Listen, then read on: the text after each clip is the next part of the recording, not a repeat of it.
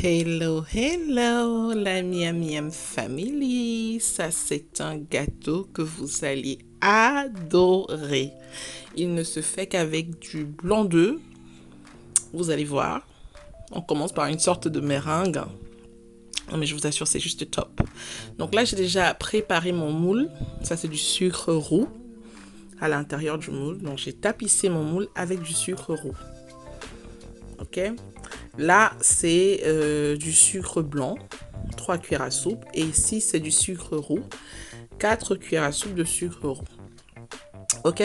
Donc, 3 cuillères à soupe de sucre blanc, 4 cuillères à soupe de sucre roux. Et là, c'est 2 grosses cuillères à soupe de beurre et 3 sachets de thé vert à la menthe. Ok?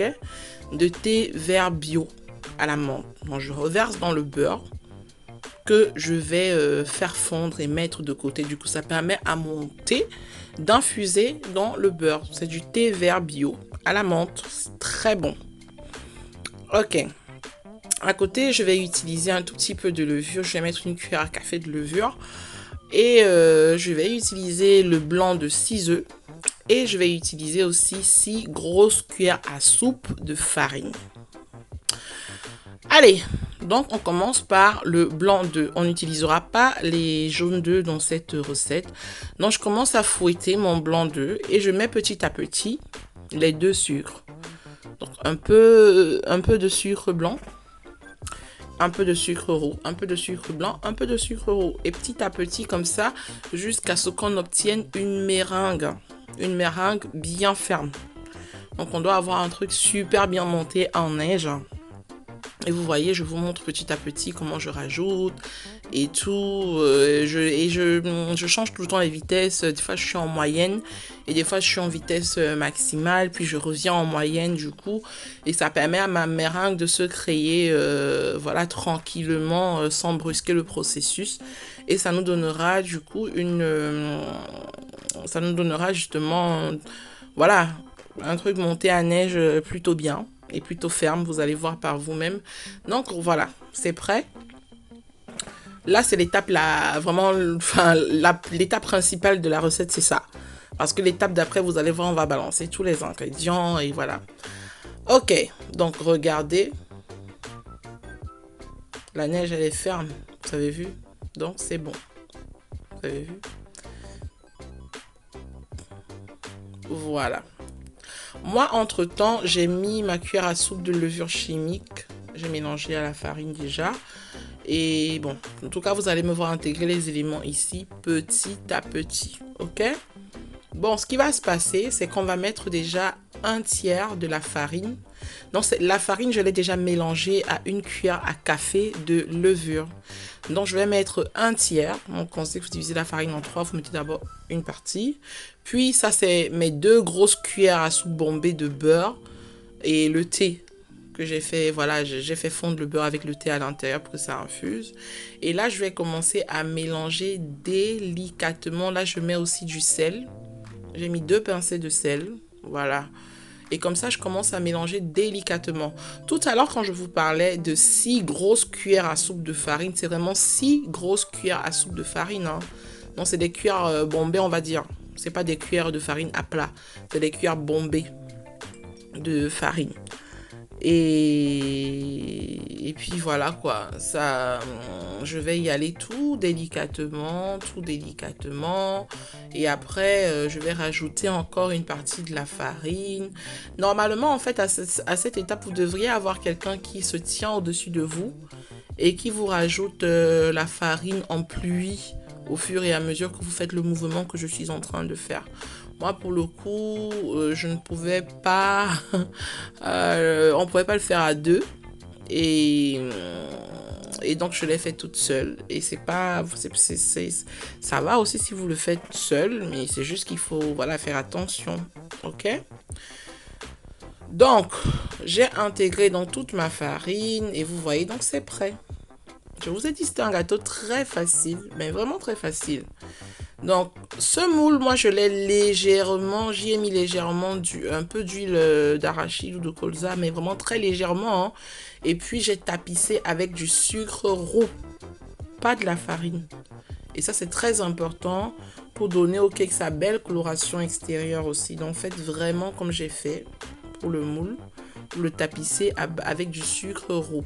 Donc, une fois que tout est à plat comme ça, moi, je vais enfourner à 180 degrés pendant environ 30 à 35 minutes. Donc, ça dépendra de votre four. Donc, il y a des fours c'est à 200 degrés, d'autres à 175 degrés, c'est déjà bon. Là, moi, pour le coup, j'ai mis à 180 degrés. Et vous pouvez aussi faire qu'avant d'enfourner, vous versez au-dessus un tout petit peu de sucre roux. Moi, j'ai pas voulu le faire. Donc, voilà. Et vous allez voir, hein, quand je vais retourner, même le gâteau tout à l'heure, c'est très beau. Mais en attendant, passons à la dernière étape de la recette. Ici, j'ai le jus de 2 gros citrons. Ok, c'est des citrons très juteux. C'est très juteux. Vous avez vu la quantité de jus que ça m'a donné. Maintenant, ce que je vais faire, je vais prendre un citron. Ok. Ah non, ici, je rajoute d'abord mon sucre roux. Je vais ajouter 6 à 8 cuillères à soupe de sucre roux. Vous allez voir que je rajoute environ 6 cuillères de sucre roux. Et puis, je vais prendre un citron dont je vais râper le zeste légèrement pour intégrer à la recette. Pour que ça me donne, voilà, une sorte de caramel un peu parfumé, on va dire. Bon, c'est un caramel au citron que je fais. Ok? Et là, je vais aller rapidement à flamme haute. Mais vous allez directement à flamme haute pendant, on va dire, 4 à 5 minutes. Hein. Pendant 4 à 5 minutes, vous allez rapidement à flamme haute. Ça doit vite monter. À flamme haute pendant 5 minutes. Et puis, directement, vous éteignez. Ok? Là, c'est à flamme haute. Et là, je vais éteindre. Et vous allez voir ce qui va se passer. En fait, le caramel s'est déjà formé, regardez. Donc là, j'ai déjà éteint. Et ça redescend tout seul. Vous allez voir, regardez bien, le caramel s'est formé, regardez. Et donc, en fait, là, si vous le laissez même juste tiédi ou refroidi, ce sera tellement pâteux que vous pourriez même pas le bouger, en fait. Donc, il faut travailler ce truc et l'utiliser sur le gâteau quand c'est encore malléable, on va dire. Parce que ça vous donne une sorte de caramel vraiment tout ferme et tout. Et ça colle vraiment et tout. Et voilà, et si vous laissez refroidir, ça deviendra comme de la pierre, en fait. Donc ça, c'est un caramel au citron. C'est une astuce que je vous donne. Vous pouvez même décider d'y mettre ou un peu de vanille ou un peu de noix de muscade. Moi, je le fais des fois. C'est vraiment bon. Donc, ça dépendra de vous. Donc, moi, je vais profiter du fait que là, ce soit déjà tiède quand même. Et pour aider à tiédir, vous allez voir, je vais battre. Je vais battre comme ça avec la spatule et tout. Je vais fouetter pour permettre que ça, voilà, que ça tiédisse, soit que ça refroidisse presque. Parce que je ne peux pas laisser ça refroidisse complètement, sinon ça va complètement couler, je ne pourrais rien en faire. Vous avez vu? Donc regardez, je fouette comme ça. Je fouette. Et ça permet à mon caramel d'être malléable là directement. Je ne vais pas attendre qu'il refroidisse complètement parce que si j'attends qu'il refroidisse complètement, ce sera dur comme de la pierre. Vous voyez le résultat sur le gâteau. Je n'ai pas encore mis le caramel, mais ça, c'est le fait que j'ai utilisé du sucre roux pour tapisser mon moule. Donc, vous voyez à quoi ressemble mon gâteau. Il est très beau. Il donne envie d'être dégusté. C'est vraiment très bon. Et donc, vous avez pu voir son caractère super... comment on va dire, moelleux aussi, super spongieux quand je le touchais tout à l'heure. Là, regardez, je vais juste enduire en faisant des drips, voilà, en faisant des drips, et puis ce sera tout, voilà. Une autre option pour vous serait de ne pas laisser le caramel se former à ce point, et de peut-être que passer 3 minutes, pas à feu haut, mais plutôt à feu moyen. Vous aurez un caramel légèrement collant et vous pourriez juste enduire le gâteau sans une coloration très très forte comme ça. Et ce ne serait pas un caramel croquant parce que là, celui-là en refroidissant devient une sorte de caramel croquant au-dessus. Donc ça, c'est ce que je peux vous proposer avec les mêmes quantités de citron, de sucre roux et tout. Vous pouvez faire autrement. Donc ça dépendra de vous. Donc moi, ce caramel, je l'aime comme ça. Ce gâteau... peut aussi se faire sans caramel et à la place d'une génoise pour des gâteaux à la crème.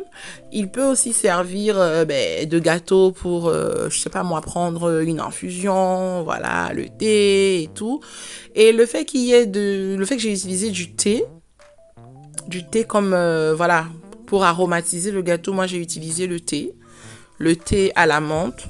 Mon thé est un thé bio avec vraiment beaucoup de menthe, donc ça sent très bon. Moi je vous dis, ce gâteau est juste waouh. J'attends vos commentaires, j'attends vos essais. N'hésitez pas, sincèrement, tentez l'expérience et vous ne serez pas du tout déçus. Ça, c'est même le genre de gâteau qui vous aide à recycler vos blancs d'œufs quand vous avez fait des recettes pour lesquelles vous savez utiliser des jaunes d'œufs, mais les blancs d'œufs sont restés.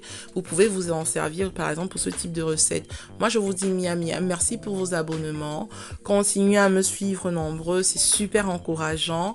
Et encore, miam miam. Et à bientôt pour d'autres recettes toujours aussi faciles. Miam miam.